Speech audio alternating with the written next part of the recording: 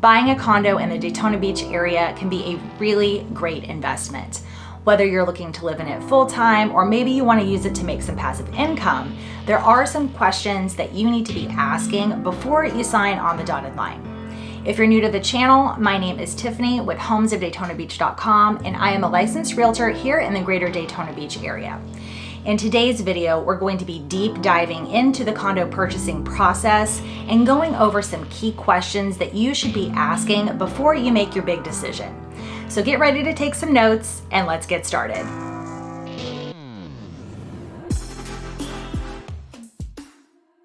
First, let's talk about condo association fees. What are they and what do they cover? Condo association fees are paid monthly, quarterly, yearly, however that condo association has that set up. And they're going to cover things like exterior building maintenance, common areas, amenities, and maybe even some more of that oddball stuff like your internet, cable, or water. It's really important to get a breakdown of what those condo association fees are going to cover so you know what you're paying.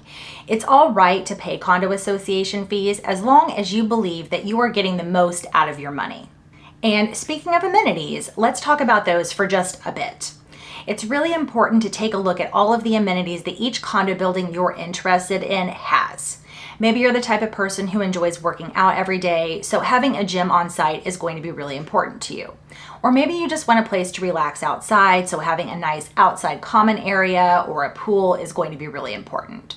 You need to make sure that all of the amenities that each building has are going to align with your lifestyle and really add something special to your living experience. Next, we're going to talk about financial stability in condos.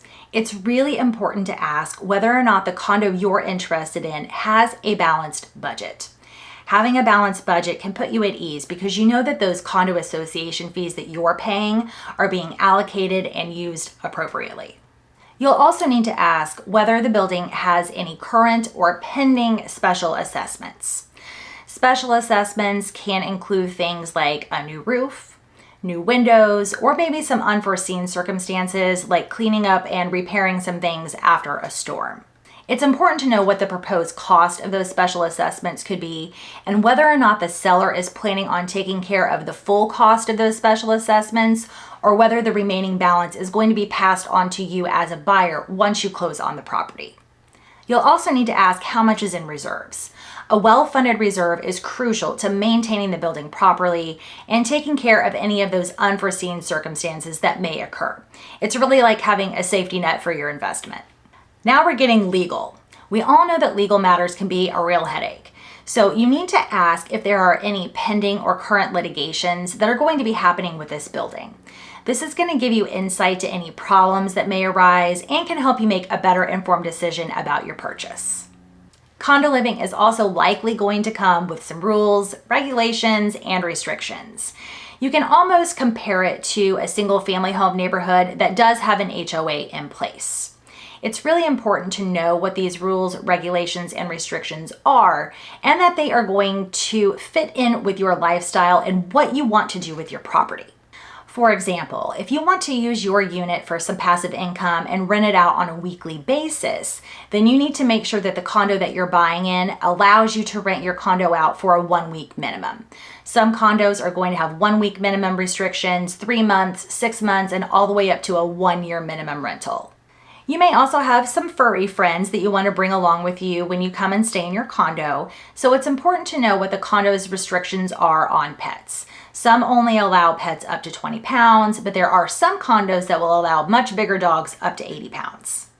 I know I've been talking a lot about, oh, you need to review this and you need to check this out and make sure you're getting this information about the finances. So how do you get your hands on all of those documents to review? Your realtor is going to help you get those documents within a certain time frame, so you can make sure that you have ample amount of time to review all of these documents, ask any questions that you have, and really be able to make an informed decision.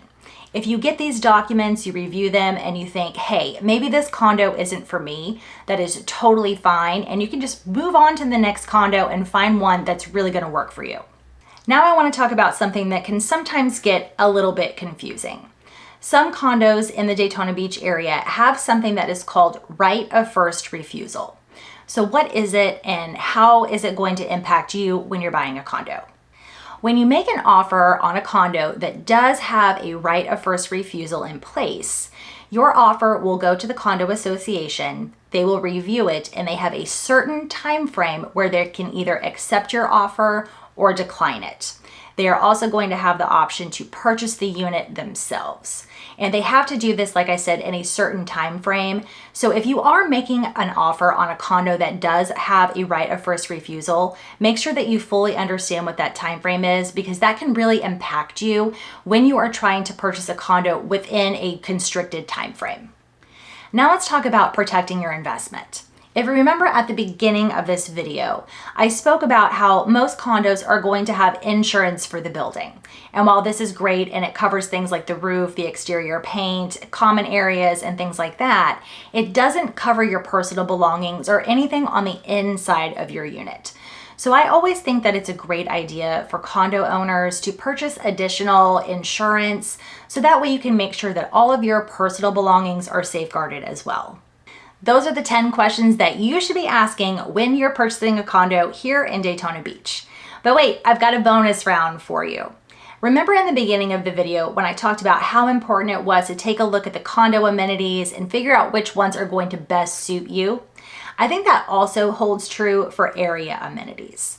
Make sure that you're taking a look around the area to find out where the nearest shopping plazas are, restaurants, grocery stores, or other really fun activities like tennis, pickleball, or golf. Well, there you have it. 10 key questions plus a bonus question that you should be asking when you're buying a condo. Remember, knowledge is power, and being informed is the key to making the best decision that you can when you're looking for your future home. If you'd like to start browsing available condos in the area, make sure to head over to our website, homesofdaytonabeach.com. Here we've got a full dedicated page just for condos where you can search from buildings to price to bedrooms, square footage. You can get all of your questions answered and maybe learn about some of those rules, restrictions, and regulations that I talked about earlier in the video.